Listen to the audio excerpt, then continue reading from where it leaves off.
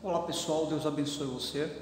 Nós estamos aqui de volta e, como eu disse, estarei enviando o vídeo aula.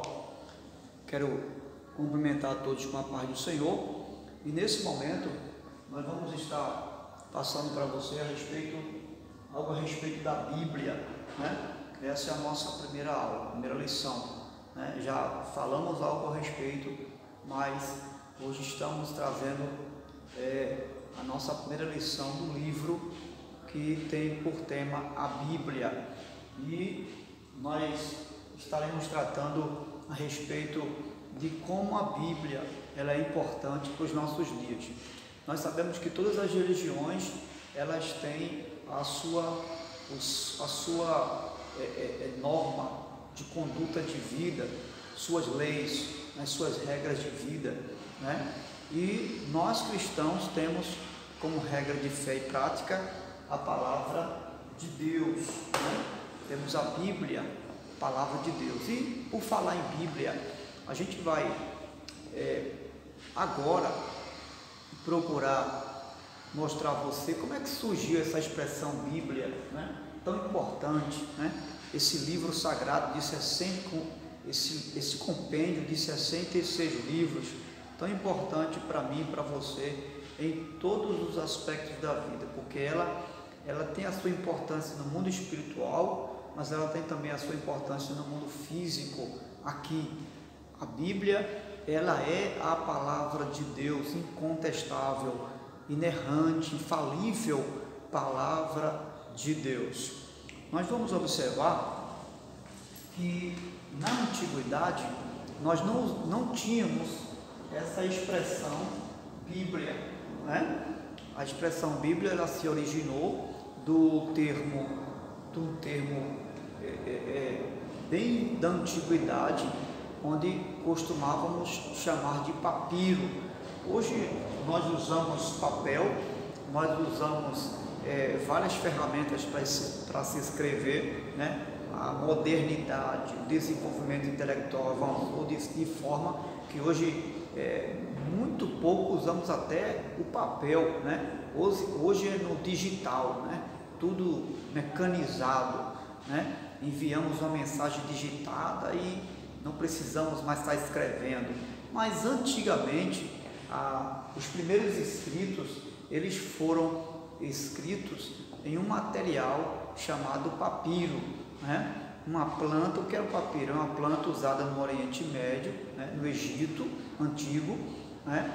Onde os gregos eles usavam essa planta para que pudesse então começar a escrever, né? Fazer seus escritos. É uma planta como se tivesse vários leques e ela dava condições aos antigos, né?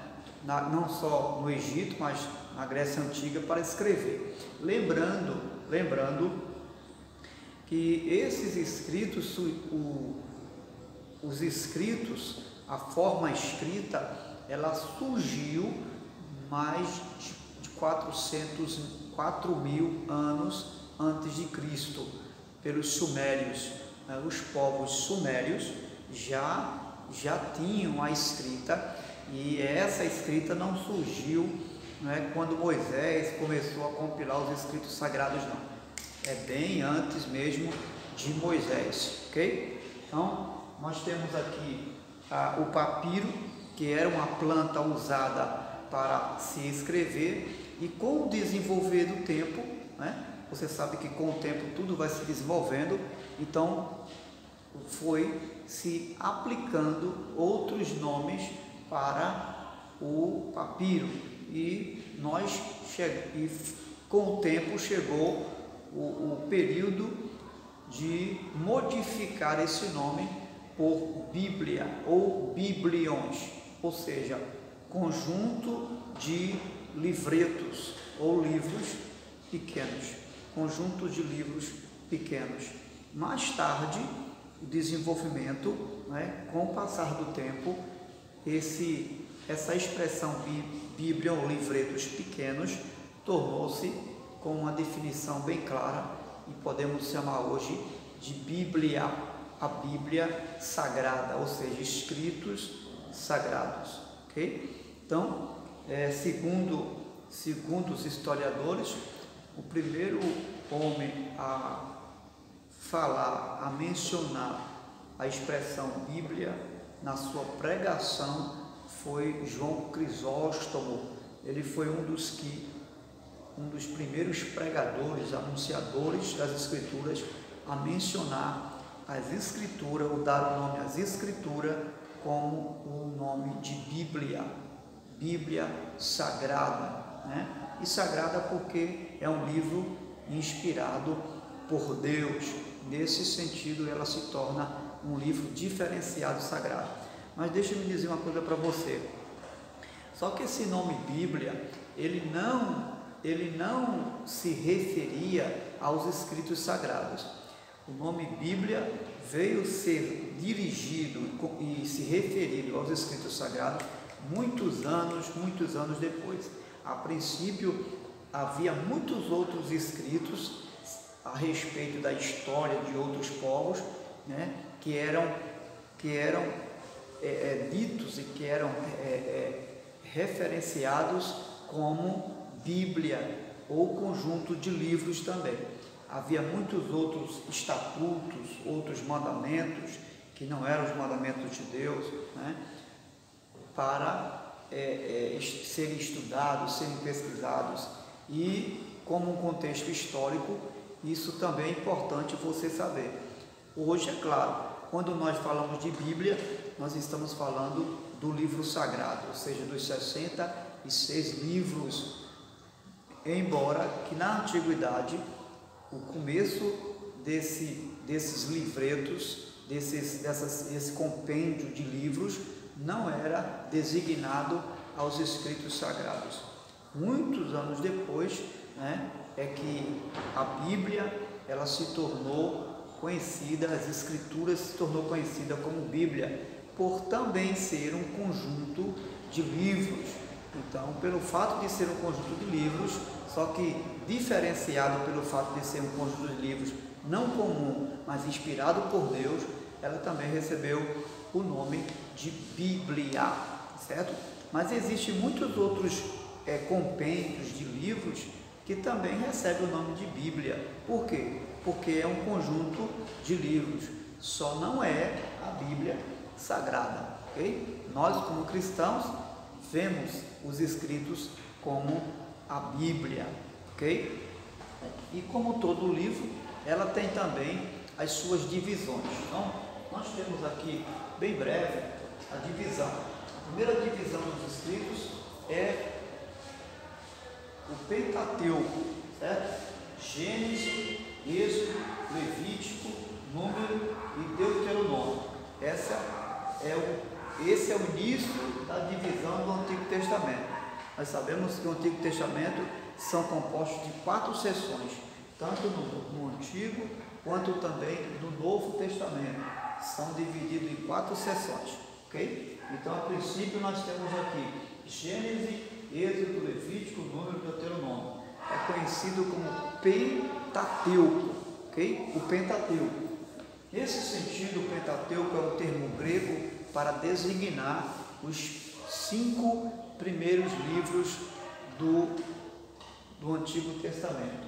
Mas, para os judeus, a expressão mais usada para a Bíblia judaica, que é composta pelos 5 primeiros livros do Antigo Testamento, é a lei ou a Torá, como nós costumamos falar. Então, a Torá é a expressão mais usada para a Bíblia judaica, ok? No que diz respeito à sua divisão. Então, nós podemos explicar e entender que Pentateuco é só uma designação grega para designar aos 5 primeiros livros. Penta significa 5 e teuco é uma expressão grega que significa rolo de livros, né? Esse rolo chama-se rolo e é claro que era um rolo de livros, né? Naquela época não havia um livro como este que nós temos em mãos, certo? Era um rolo de livro mesmo, aquele rolo que a gente costuma ver, né, na arqueologia, compêndio, né? Então, Pentateuco significa 5 rolos, né? 5 rolos, penta 5 e teuco também significa rolo. Se você quiser substituir rolos por livro, você pode dizer que Pentateuco significa conjunto de 5 livros, ok? E aí nós temos aqui agora os 12 históricos do Antigo Testamento também: Josué, Juízes, Ruth, 1º e 2º Samuel, 1º e 2º Reis, 1º e 2º Crônicas, Esdras, Neemias, Esther, né? Então esses são os 12 livros históricos que nós temos na divisão do Antigo Testamento, ok? Mas nós temos ainda aqui 5 livros poéticos. Nós temos 5 livros poéticos sapienciais, que podemos chamar também de livros de sabedoria. São os livros também que compõem a divisão do Antigo Testamento. Nós temos Jó, Salmos, Provérbios, Eclesiastes e Cântaros, ok? Esses são os 5 poéticos do Antigo Testamento. Nós temos ainda profetas maiores e profetas maiores, certo? Somando os profetas maiores e os profetas menores, nós temos 17 profetas, ou seja, 17 livros proféticos. Fazendo essa divisão, profetas maiores como uma expressão maior do que eles escreveram, não é porque eles eram maior do que o outro, não, Senhor, mas porque os seus escritos foram mais longos, né? Então, os eruditos dividiram os seus livros em profetas maiores e profetas menores de expressão, ok? Então nós temos como profetas maiores Isaías, Jeremias, Ezequiel, Lamentação de Jeremias, e temos também Daniel no quadro de profetas maiores. Mas temos agora aqui, e nesse caso aqui nós temos 1, 2, 3, 4, 5 profetas maiores, ok? Já no caso dos profetas menores, né? Nós temos aqui Oséias, Joel, Amós, Obadias, Jonas, Miqueias, Naum, Abacuque, Sofonias, Ageu, Zacarias e Malaquias, certo? Esses são os profetas que compõem, a classe de profetas menores. Até corrigir aqui. Profetas menores, ok? Então, nós temos aqui agora essa divisão. Só que nós temos um detalhe a observar aqui. O judeu, ele dividiu o Antigo Testamento em 3 seções. Quais são essas seções? A primeira parte do Antigo Testamento é conhecido como Tanakh. É uma expressão hebraica para a lei. Então, os judeus reconhecem a lei como a Tanakh, a primeira divisão do Antigo Testamento, certo? Que são os 5 primeiros livros do Antigo Testamento. Na segunda divisão, nós temos os Nevilins. Os Nevilins é exatamente os profetas, ok? Não sei se você notou, mas eu risquei aqui com o lápis azul os livros que compõem ao Nevilim, que é a segunda divisão do Antigo Testamento, que são os profetas. São eles Juízes, ou melhor, Josué, tá? Vou botar um asterisco aqui em todos eles: Juízes, Ruth, 1º e 2º Samuel, 1º e 2º Reis.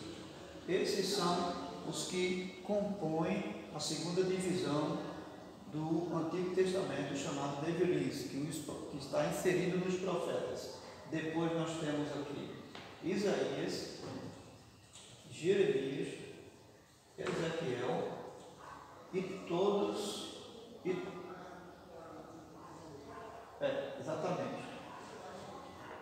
que são esses aqui, ok?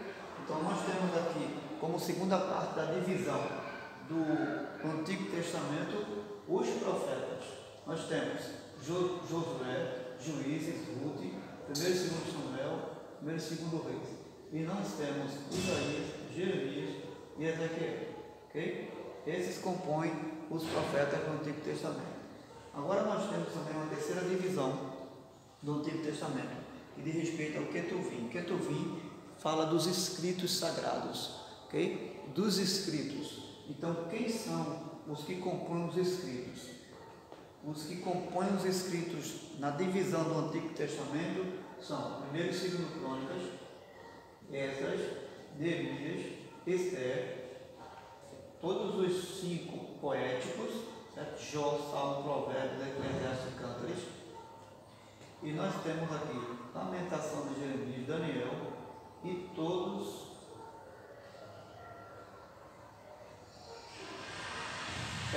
exatamente, apenas esses aqui, ok? Eu esqueci de falar para você que os profetas menores, eles fazem parte da divisão dos profetas, ok? Os profetas menores, eles fazem parte também da divisão dos profetas, ok? Ou seja, estão inseridos na segunda divisão do Antigo Testamento. São os Nevilim, os profetas menores, todos eles compõem, tá? Todos eles compõem a divisão dos profetas, ok? Apenas Crônicas, Esdras, Neemias e Esther, os poéticos, Lamentação, Jeremias e Daniel, é que fazem parte dos escritos. Pastor, Jesus falou dessa divisão, falou. Se você quiser encontrar, você vai ler Lucas 24 e versículo 44. Olha o que Jesus falou. Jesus diz aqui, ó: disse-lhes, são estas as palavras que eu vos disse, estando ainda convosco, que convinha que se cumprisse tudo o que de mim estava escrito na lei de Moisés, nos profetas e nos escritos. Então, você vai observar que quando Jesus fala nos profetas e nos salmos, que algumas traduções vai ter salmos, mas outras traduções vai ter escritos, ele está falando exatamente dessa divisão aqui. Quando ele fala de Moisés, ele fala da lei. Quando ele fala dos profetas, ele está falando dos profetas de Josué, Juízes, Ruth, 1 e 2 Samuel e 2 Reis, os profetas menores, Isaías, Jeremias e Ezequiel. Ele está falando desses profetas. E quando ele fala dos escritos, ele está falando de 1 Crônicas, Esdras, Neemias e todos os demais, os poéticos, tá certo? E Lamentação, Jeremias e Daniel. Ele está falando dessa divisão do Antigo Testamento que nós colocamos aqui. Agora, nós temos ainda a divisão do Novo Testamento. A divisão do Novo Testamento, nós temos os 4 evangelhos, né? 4 evangelhos: Mateus, Marcos, Lucas e João. E nós temos uma diferença única em relação ao livro de João. Por quê? Porque os 3 primeiros livros, ou os 3 primeiros evangelhos, e isso na divisão do Novo Testamento, nós temos Mateus, Marcos e Lucas como livros sinóticos, ou evangelhos sinóticos. Por quê? Porque sinótico significa semelhante. E no contexto histórico, tanto Mateus, Marcos e Lucas, eles começam a falar de Jesus de uma forma muito semelhante, desde o seu nascimento, né, até a sua ascensão, a sua subida aos céus. Então, o único evangelho que diferencia dos 3, que não é considerado sinótico, é o de João. Por quê? Porque João começa a revelar mais os milagres de Jesus. Na verdade, João, ele começa a falar de Jesus como o Verbo encarnado, né? Ele não fala do seu nascimento, ele vai se prender mais aos milagres de Jesus, aquilo que Jesus realizou como Deus encarnado, né? Ele vai se prender mais à deidade a supremacia da pessoa do Senhor Jesus. E aí nós temos como uma outra divisão também o livro histórico de Atos, que alguns falam de história da igreja ou história dos apóstolos, também pode ser considerado. Outros dizem os Atos do Espírito Santo, porque desde que o Espírito Santo veio no Pentecostes, que ele começou a se manifestar através dos apóstolos e da igreja. Então, se você quiser intitular como Atos dos Apóstolos ou Atos do Espírito Santo, não tem nenhum problema. E aí nós temos 14 cartas do apóstolo Paulo. Nós temos Romanos, 1 e 2 Coríntios, Gálatas, Efésios, Filipenses, Colossenses, 1 e 2 Tessalonicenses, 1 e 2 Timóteo, Tito, Filemão, e nós temos também o de Hebreus. Mas pastor, o de Hebreus não é anônimo? Mas se você observar, a carta aos Hebreus, ela fala muito sobre atos cerimoniais, e eu particularmente estou arrogando uma dessas cartas a Paulo como a de Hebreus. Por quê? Porque Paulo era um dos eruditos da época que conhecia muito a questão cerimonial dos cultos judaicos. Então ele conhecia muito bem essa questão aqui. Por isso que você pode também arrogar a carta aos Hebreus, embora seja anônimo, dentro desse contexto de cultura que o apóstolo Paulo tinha, tá certo? Como um dos eruditos dos apóstolos. E nós temos aqui epístolas gerais, também responsável aqui, né? Nós temos epístolas gerais, esses foram do apóstolo Paulo, as cartas do apóstolo Paulo, são 14 cartas. E aqui nós temos como epístolas gerais a epístola de Tiago, 1 e 2 Pedro, 1 e 2 e 3 João, Judas, que não é Judas Iscariote, ok? Isso aqui é Judas, irmão de Jesus. E Apocalipse também quem é responsável pelos escritos do Apocalipse é o apóstolo João. Então nós temos aqui a divisão do Novo Testamento e também do Antigo Testamento. Só que todos esses livros aqui, nenhum deles estão seguindo uma ordem cronológica, ok? Nenhum deles está seguindo a ordem cronológica, tá certo?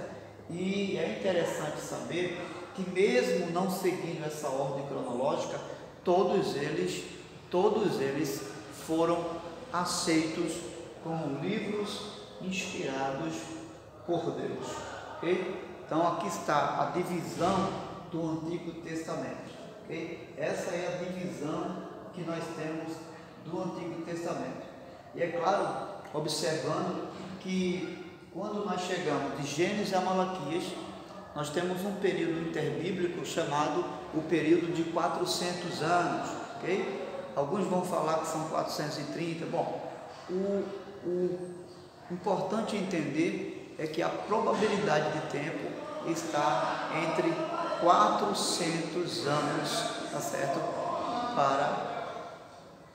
Para que então viesse de novo a chegada do profeta João. Nesse período de 400 anos não se levantou mais profeta, né? Não se levantou até que chegou o período da chegada do nascimento do profeta João Batista, né? Aquele que Jesus falou que dos nascidos de mulher ele era o maior.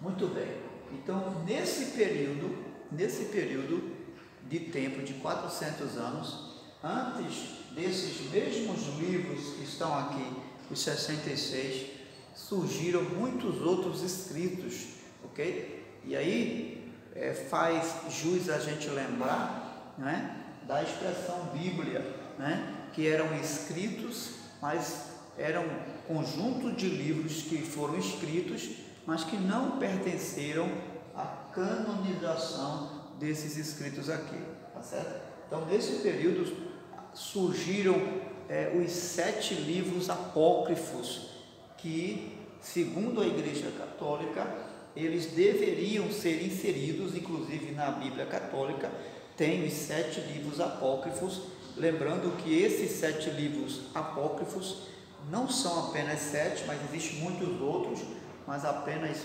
esses 7 foram desclassificados da canonização. Eles não fizeram parte dos escritos sagrados, ou seja, do compêndio que nós chamamos de Bíblia Sagrada, né? Então apenas esses aqui foram os selecionados e aceitos pela igreja, não só pelos judeus no Antigo Testamento, mas também na canonização do Novo Testamento. Essa aula sobre canonização nós vamos falar na próxima aula, certo? A gente vai ficar por aqui e eu espero que você tenha aprendido um pouco sobre a divisão tanto do Novo como do Antigo Testamento. Deus abençoe você e bons estudos em nome de Jesus.